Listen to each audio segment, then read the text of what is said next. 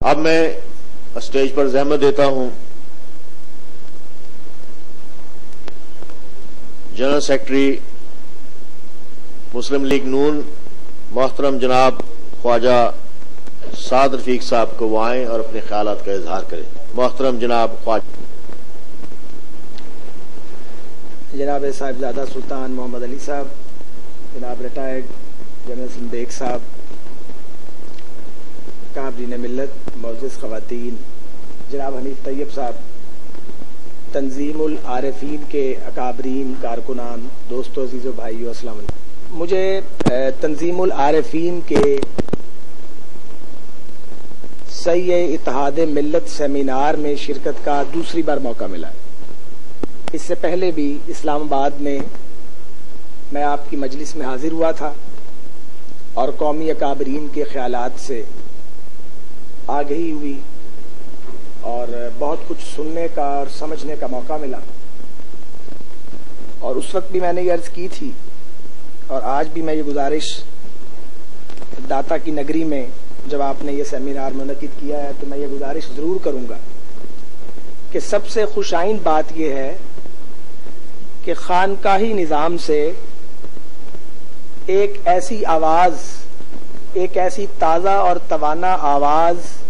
پاکستان کے کونے کونے میں گونج رہی ہے، جو آواز ملائیت کی نفی کرتی ہے۔ ایک ایسی سوچ سامنے آ رہی ہے جو حکیم الامت اور مفکر پاکستان حضرت علامہ اقبال کے خیالات اور افکار کی ترویج کی بات کرتی ہے اور اس کی امپلیمنٹیشن کی بات کرتی ہے۔ پچھلی مرتبہ بھی جنرل اسلم بیگ صاحب وہاں تشریف رکھتے تھے، جنرل حمید گل صاحب بھی موجود تھے، اس وقت بھی میں نے کچھ گزارشات کی تھی۔ میں آج بھی یہ کہنا چاہتا ہوں کہ اقبال نے تو یہ کہا تھا کہ بتانے رنگ و خوں کو توڑ کر ملت میں گم ہو جا، نہ تورانی رہے باقی، نہ ایرانی نہ افغانی۔ لیکن جو میسج شاعر مشرق کا ہے، جو میسج پاکستان کا نظریہ دینے والے حکیم الامت کا ہے، نہایت افسوس سے ہمیں یہ تسلیم کرنا پڑتا ہے، اور میرا خیال ہے جھکے سر کے ساتھ لیکن کھلے دل کے ساتھ ہمیں یہ مان لینا چاہیے کہ ہم اقبال کے پیغام کو سمجھ نہیں سکے، اور اگر سمجھ سکے تو اس پہ عمل نہیں کر سکے۔ اور آج کا پاکستان اقبال کے تصور پاکستان کی بدقسمتی سے نفی کرتا ہے۔ آج کے پاکستان میں ہم نسلی تضادات کا، علاقائی تضادات کا، برادریوں کے تعصبات کا، قبائلی تضادات کا اور صوبائی تعصبات کا اور فرقہ وارانہ تعصبات کا شکار ہے، اور یہ نہیں ہو سکتا کہ کوئی قوم تعصبات کی دھند میں ترقی کر سکے۔ پاکستان طرح طرح کے گروہی، نسلی، لسانی اور فرقہ وارانہ تعصبات کی دھند میں لپٹا ہوا ہے۔ ایسا پاکستان نئی ہزارویں میں پیش قدمی نہیں کر سکتا کہ ایک مضبوط فکری ماخذ پاکستان میں ہونا چاہیے۔ پاکستان میں سیاسی جماعتیں بدقسمتی سے ڈلیور نہیں کر سکی۔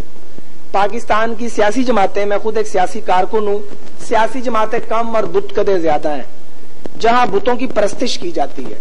اور پاکستان کی سیاسی جماعتوں کو اس حال تک پاکستان پر مسلط ہونے والی بدبودار، منحوس اور ناپاک فوجی آمریت نے بار بار آنے کے اور فوجی مداخلت کر کے پاکستان کی سیاسی جماعتوں کو پلوٹڈ کر دیا ہے۔ پاکستان کی سیاسی جماعتیں ڈلیور نہیں کر سکی، اس لیے کہ پاکستان کی سیاسی جماعتیں جو ہیں وہ پولیٹیکل پریشر گروپس تو ہیں،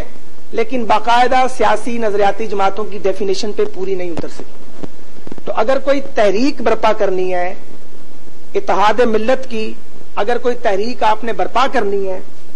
تو جہاں آپ نے قلوب کو مسخر کرنے کا کام کرنا ہے، وہاں یہ میری کنسیڈرڈ اوپینین ہے، میں یہ سمجھتا ہوں کہ ساتھ ہی ساتھ آپ کو کوئی بھی تحریک برپا کرنے کے لیے پاکستان کے ایک سوچ رکھنے والے اہل دانش کو، اہل فکر کو، خواہ کسی بھی قبیلے سے ان کا تعلق ہے، کسی بھی جماعت سے ان کا تعلق ہے، ان کو ایک دائرے کے اندر اکٹھا کرنا پڑے گا اور ان لوگوں سے یہ سوال پوچھنا پڑے گا کہ پاکستانی قوم کو اکٹھا کرنے کی صحیح کیسے کی جائے، کس طرح شہروں کو اکٹھا کیا جا سکتا ہے، کس طرح فرقہ واریت کو ڈیفیوز کیا جا سکتا ہے، کس طرح صوبوں کے درمیان ملاپ کے ملن کے پل تعمیر کیے جا سکتے ہیں، اور کس طرح قوم کے گروہی تضادات کو کم کیا جا سکتا ہے۔ اس لیے کوئی ایسا فورم ہونا چاہیے جہاں ہم پورا سچ بول سکیں، جہاں ہم دل کی بات کہہ سکیں، جہاں ہم مخالف کی کڑوی بات سن سکیں، اس سے اقتصاب کر سکیں، اس سے تحصیل علم کر سکیں۔ مکالمے کا کوئی فورم اس ملک میں موجود ہونا چاہیے، کہیں سے ہمیں سرا پکڑنا چاہیے اور بات کا اور جدوجہد کا آغاز کرنا چاہیے۔ جو ایفرٹ صحیح اتحاد ملت سیمینارز کی ایک چین جو آپ لے کے چل رہے ہیں، اس حوالے سے آپ کر رہے ہیں، یہ مجھے اندازہ ہے کہ آپ کراچی بھی جائیں گے، انشاءاللہ ملک کے باقی حصوں میں بھی جائیں گے، آپ کو جانا چاہیے۔ دیکھیں، میں محسوس کرتا ہوں جیسے سوئی میں حالات بہت کشیدہ ہیں اس وقت، اور بلوچستان سے پنجاب کے خلاف آوازیں اٹھ رہی ہیں۔ تو یہ ہونا چاہیے تھا کہ پاکستان کی سیاسی قیادت، پاکستان کی جو دانشور قیادت ہے، اور پاکستان کے جو قداور لوگ ہیں، قومی زوما ہے، وہ ایک ایسا جرگہ بناتے، انہیں ایک ایسا جرگہ بنانا چاہیے تھا جو مل کر جاتے، وہاں جا کے سوئی میں لوگوں سے ملتے، انٹریکٹ کرتے، ان سے بات کرتے، اور انہیں بتاتے کہ یہ آپ اسٹیٹ ٹیررزم کے خلاف تو بات کریں، آپ پاکستان کی سالمیت کے خلاف بات نہ کریں، اور پنجاب کا اس سارے کام سے کوئی لینا دینا نہیں۔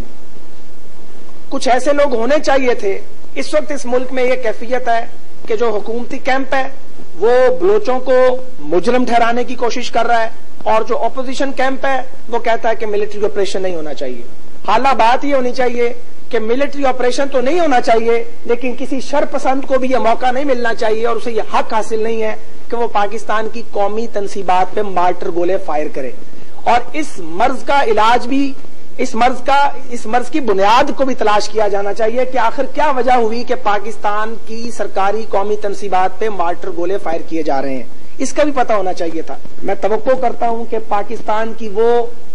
دینی قیادت جو اصل میں روشن خیال دینی قیادت ہے، مشرف کی روشن خیالی تو تاریخ خیالی ہے، یہ روشن خیالی ہے، یہ جدت ہے۔ جو ماڈرنائزیشن کی آپ بات بھی کر رہے ہیں، آپ اصلاح کی بات بھی کر رہے ہیں، آپ فرد کی اصلاح کی بات بھی کر رہے ہیں، اس لیڈرشپ کو آگے آنا چاہیے۔ ہماری تمام توانائیاں اور نیک خواہشات آپ کے ساتھ ہیں، ہم انشاءاللہ تعالی قدم بقدم آپ کے ساتھ مل کر چلیں گے، اور یہ میرے الفاظ نہیں ہیں، یہ میرے جذبات و احساسات ہیں جو میں آپ کی خدمت میں پیش کر رہا ہوں۔ آپ اتحاد ملت کی بات کو آگے بڑھاتے رہیں، اتحاد پاکستان کی بات کو بھی آگے بڑھاتے رہیں، بلکہ اتحاد پاکستان کی بات شاید ہمیں پہلے کرنی چاہیے، اسی کی بنیاد پہ ہم پھر اتحاد ملت کی بات کریں گے۔ اس ملک میں ہمیں ہر غلط کو ببانگ دوہل غلط کہنے کی عادت ڈالنی چاہیے، اور ہر درست کا ساتھ دینے کی کوشش کرنی چاہیے۔